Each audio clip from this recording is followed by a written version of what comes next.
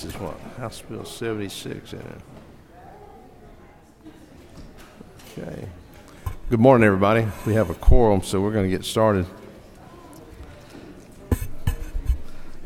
Let me just take a moment and thank all those who've had a role to play in the Senate producing the 2016 general budget.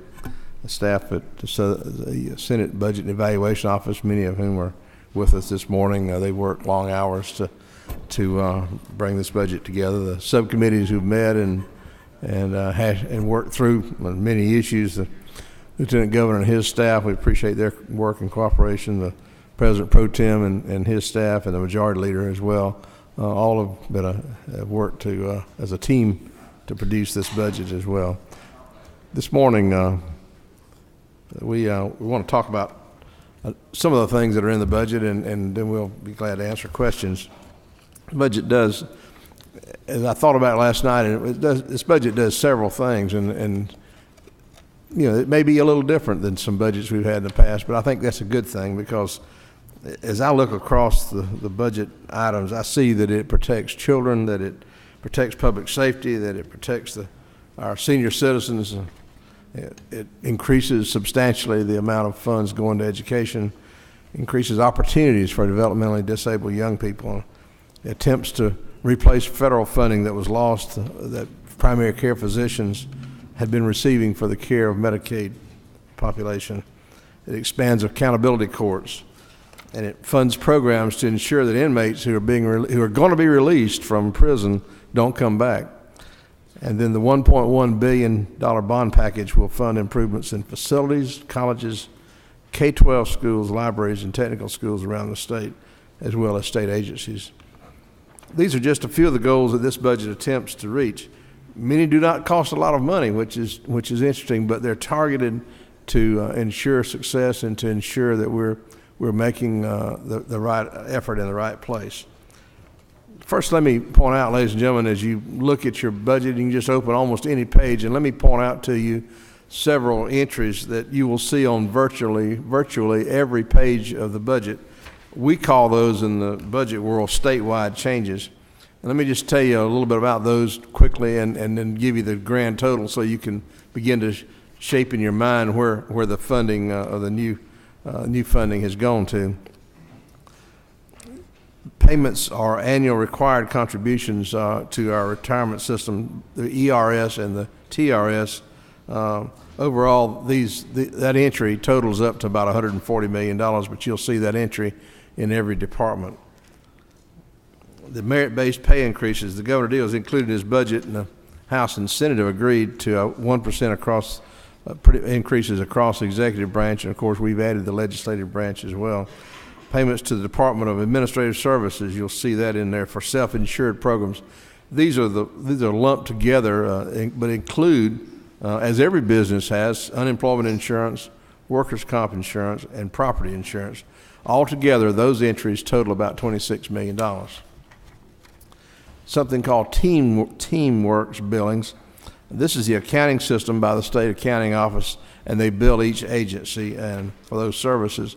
Altogether, throughout the budget, that totals about $1 million. So let's take a look at another important item that's in there on page 63. And I will attempt to give you page numbers, and you can take a second and look it up, and I'll give you the item number as well. Item 90.10, you'll find an entry titled OPEB, or Other Post-Employment Benefits. This $115 million item, along with the $187 million that was in the 15 budget, begins to book this long-term liability for retirees' health insurance. We're currently on a pay-as-we-go basis. Currently, we write a check every year for the retirement health benefits totaling over $500 million. The National Accounting Standards says that is a liability of the state, and we should begin to build a reserve to pay that out of instead of paying it by cash. It's a pretty huge number. It scares people when I say $14 billion, but the truth is the other AAA rated states have begun to build their OPEB funds, and Georgia in this budget, in the 15 budget, begins to do the same thing. We think it's important to maintain our AAA bond rating. 2016 general budget totals, as you'll see on the front page, or the page wherever the total is, $21.78 billion. That grew about 3.17% over the 2015 amended. So it's a very moderate growth budget, considering the fact that we're continuing to be a growing state as well. Reflected in this budget also are lottery funds totaling $947 million and the motor fuel collections of about $1 billion. On pages 115 and 116, items number 175.4 and 175.5, you'll see that we have added 103 child protective service workers who are already hired, by the way, and then we're funding 128 additional workers, caseworkers, and then we've transferred some 47 positions from eligibility to caseworker positions. That's a total, if my math is correct, of 278 additional caseworkers for DFACs. Also, and the governor recommended this, and the House and the Senate agree, we're creating a supervisory mentoring pilot program, and we're increasing caseworker safety training. The Senate and the House both are increasing funding for CASA, court-appointed special advocates. These are volunteers who represent children's interests in courts. The Senate budget protects another vulnerable population, seniors, with funding to hire 11 additional adult protective caseworkers, and we agree with the House to add funds for home and community-based services, but we funded it at the $1.8 million level. On page 39, I'll give you a second if you want to flip to it. Page 39, item 55.6 and 55.8. This budget aids the developmentally disabled by annualizing the cost of 250 now/comp waiver slots and adds 75 additional waiver slots. This budget also funds 8 inpatient psych beds at Grady Hospital. Turning to page 39, item 55.9, young people who have aged out of the K-12 system represent a growing and problematic group of citizens. They want a life of their own and with a job and responsibilities. Towards that end, the House and the Senate have increased funds for supported employment by $980,000, and these funds are in behavioral health, page 39. In the Criminal Justice Coordinating Council, accountability courts continue to be an alternative to incarceration that ultimately saves the state money and actually has a great success rate as well. It's been an initiative by both the legislature and the governor over the years. On page 135, item 209.4 through 209.12, there's almost $5 million appropriated to expand and service accountability courts, including adult felony drug courts, veteran courts, family dependent courts, and increased options for community juvenile services. On page 59, I'll give you a second to turn, item 87.12, the Senate increased the House ad of a 50-cent per hour increase for personal support services in the independent care waiver program. The House had added a 50-cent increase. The Senate increased that to $1 per hour. I want to thank Senator Underman for her leadership in that regard.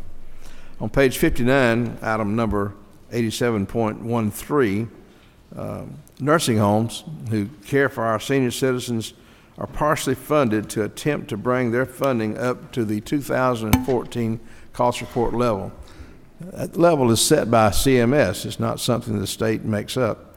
It will take additional funds to meet the estimated cost of this reimbursement, but we believe it's the right thing to do, and we hope the House and conference will help us find the additional funds to fully fund in the last completed cost report of 2014. In K-12 education, on pages 94 and 95, items 142.9 and 142.2, between the $280 million reduction in austerity and the $152.4 million increase for QBE growth and teacher pay scale, that's a total in just those two items of increases to education of $432 million, not to count other additions as well. On page 95, item number 143.4, the Senate added a 10% increase to the baseline amount received by RESAs, we think that Reese's play an important role in accountability and for increasing school achievement, and so we believe that increase is validated there. On page 80, item 117.6, the Senate agreed with the House and the Governor to restore 2 teacher planning days in pre-K. And on page 81, item 117.7, to fund 60 additional classes in the summer transition program. This is all lottery funds there. We agreed with the House add of $1.4 million for the Georgia Innovation Fund for award grants to innovative programs in public education. Is also in the education section of the budget. In higher education, on page 202, item 321.1, we agreed with the Governor and the House to increase the Hope Public College Scholarship by 3%, as well as a 3% increase in the Hope Grant as well. This will keep up with tuition increases, and probably is more than tuition increases at some colleges.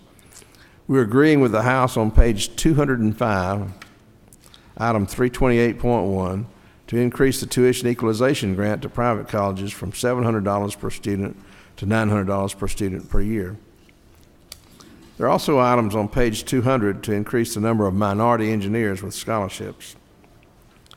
Turning to page 61, item number 88.14 and 88.16, one of the big issues this session was the ending of the increased Medicaid reimbursement for primary care physicians and for pediatricians for treating children on Medicaid. In addition, in total, this was a $60 million hit to those providers. The House added about $4 million towards a plan that would leave the bump on some codes for primary care physicians and OBGYNs.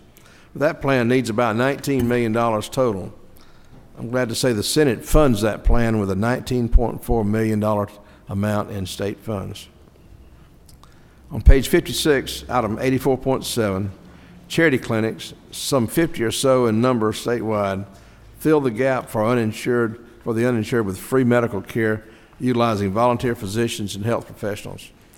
They are struggling under the weight of the uninsured. For the first time, we've recognized the role that they play in health care delivery.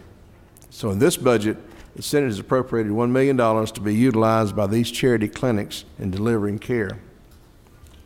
On page 135, item 210.2, the Senate has increased the base grant to sexual assault centers around the state by $10,000 per center. We understand that many of these centers are struggling, and we hope this increase in the base amount will help them be more stable. In economic development, page 214, item 341.4, the House restored a cut of some 5.3 and added another $250,000 to airport aid for projects across the state. Many of these projects don't qualify for federal aid, so if they're done at all, they'll be done with state funds. The Senate maintained that increase that the House made and added another $1 million to the total. Governor Deal has set out on a mission to try to ensure that inmates who are paroled out of the correction system have some education or skills to get a job and stay out of trouble in prisons. Towards that end, on page 73, items 107.6 through 107.11, the Governor has included, and the House and Senate have agreed to add funding for a number of initiatives for soon to be released prisoners to get their GED, get a high school diploma, learn a skill like welding, and to provide support when they first get out of prison. When you think about it, the most expensive place a person can be is in prison. So we need all we can do to help ensure that once they get out, once they time out and have served their time, they stay out and become tax-paying citizens. In recognition of our veterans, there are 3 budget items that relate directly to saluting those who serve their country. On page 85, item number 126.8, there's payment to the fundraising efforts to expand the National Infantry Hall of Fame in Columbus. On item 126.9, $20,000 is appropriated to assist with signage and marketing for the Vietnam Moving Wall at the Walk of Heroes in Rockdale County.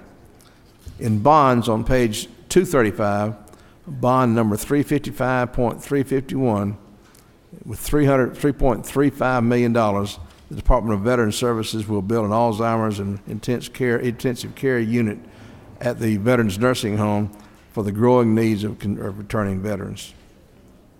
The bonds in the last 22 pages or so of your document will provide funding for K-12 school capital outlay growth for buildings, equipment, and buses that total some $250 million in bonds.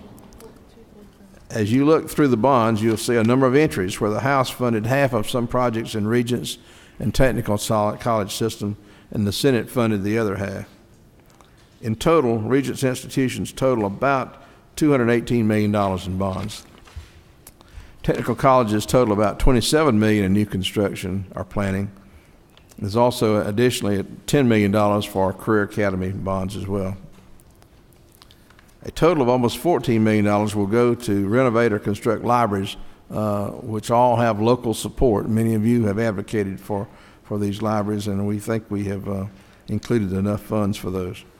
The bonds in the Senate budget total $1.1 billion and include the $200 million in transportation bonds passed in the House, $100 million for roads and bridges, and $100 million for transit. Ladies and gentlemen, I have two or three big items that I'll just touch on briefly because they're issues everybody was talking about. I didn't cover them in the first cover, but a lot of interest in the judicial pay package that the House had passed. I will tell you there's legislation moving through the system as well. That'll be actually coming before this committee, but the Senate position on pay raises for judges kind of boiled down to this. We put in a pay raise of 4% for Supreme Court justices and Court of Appeals judges, 2% for Superior Court judges, DAs, and public defenders. There is legislation forthcoming that may or may not affect that position. In soil and water, many of you have been inquired about soil and water. It's being transferred and being administratively attached to the Department of Agriculture, with a part of it going to EPD and DNR. We restored a cut that had been made, so in our view, they'll continue to be independent, but just be administratively attached to Department of Agriculture and continue to operate substantially as they have in the past. There again, there's legislation moving through the legislature to handle that. A lot of you have had a lot of interest in the health insurance for non-certificated school employees. The Senate agrees with the House language that we direct the Department of Community Health to continue that coverage and not to end that coverage January 1 of 2016, and that we direct the department to, as the law says, to continue to send a bill to the Department of Education for the cost of the employer's share of that health insurance, so that would increase the amount that local systems pay under this plan from $596.20 to $746.20 per member per month. So I'll stop right there and see if we can answer questions. And Melody Debussy is here. We've got subcommittee chairs here as well. And if I can't answer it, we'll find somebody in this room that can. So let me see what we've got here. Okay, Senator Williams, I'll give you a turn. Thank you, Mr. Chairman. Appreciate your good work. The engineering, you mentioned the engineering funds for minorities. Is that what that was? There's an entry in there that addresses minority engineers at Mercer and Morehouse. At Mercer and Morehouse. Okay, that's where the money's going? Yes, sir. I've got a brother that just got elected as school board chairman in Toombs County, and he's telling me that the teachers as well as the parapros and bus drivers could qualify under the Affordable Health Care Act. Are you aware of that or have heard that? Well, I'm not an expert on the Affordable Care Act, but my understanding is that you have to work 30 hours a week to qualify for Affordable Care Act. That's the problem that non-certs face in state health insurance as well. In fact, that was the issue that brought on the... He was informed that they could. That's something for us to look at and see if... Well, it is in fact a local decision. Right. Whether, and they in fact could develop a different kind of insurance, but we we'll leave that up to local systems, but it's not mandatory, but it's mandatory that they provide coverage of some kind. Thank you. Okay. Other questions?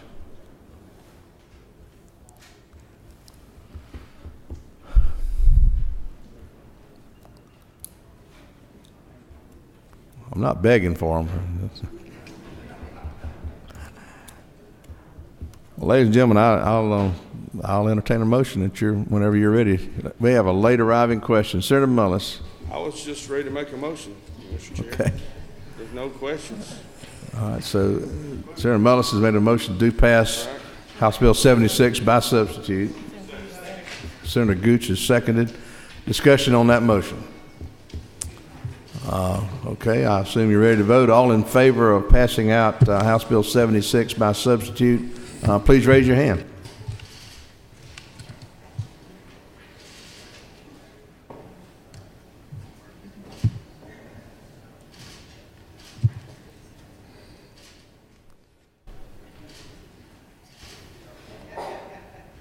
Got it. Okay, thank you. And opposed? Do not see a nay. Ladies and gentlemen, the bill's out. Thank you so much for being here this morning. Appreciate your attention.